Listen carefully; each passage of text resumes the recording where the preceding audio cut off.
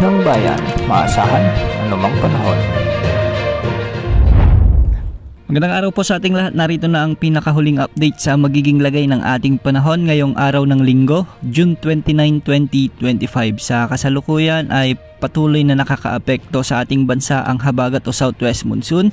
At magdadala ito ng maulap na kalangitan na may mga kalat-kalat na pag-ulan. Dahil nga sa weather system na ito ay asahan ng maulap na kalangitan na may mga kalat-kalat na pag-ulan at thunderstorms. At makikita natin sa ating satellite animations na ang mga lugar sa Metro Manila, sa buong Visayas, sa may Zamboanga Peninsula, sa may BARMM, Sorsogon, Pangasinan, Zambales, Bataan, Cavite, Batangas, Occidental Mindoro at Palawan ay makakaranas ng mga pag-ulan dulot ng habagat. Kaya posible ang banta ng mga pagbaha o pagguho ng lupa, lalo na kung may mga katamtaman at hanggang sa kung minsan ay malalakas na pag-ulan. Makikita rin natin na nahahagip din ng habagat o southwest monsoon ang Bicol Region, ang nalalabing bahagi ng Mindanao, ang Ilocos Region, Central Luzon, Calabarzon at ang Mimaropa.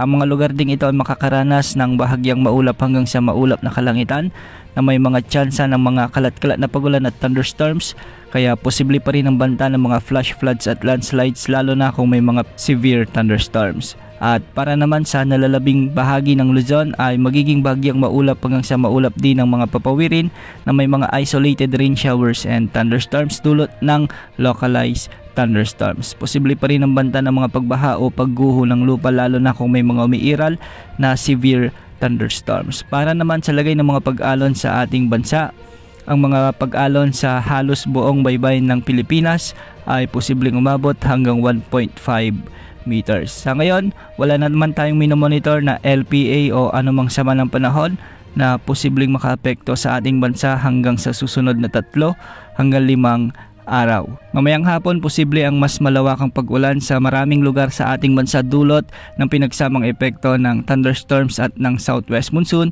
Kaya maging alerto po tayo sa banta ng mga pagbaha o pagguho ng lupa. Yan muna ang update sa lagay ng panahon. Ito po ang weather update ng bayan, maasahan anumang panahon.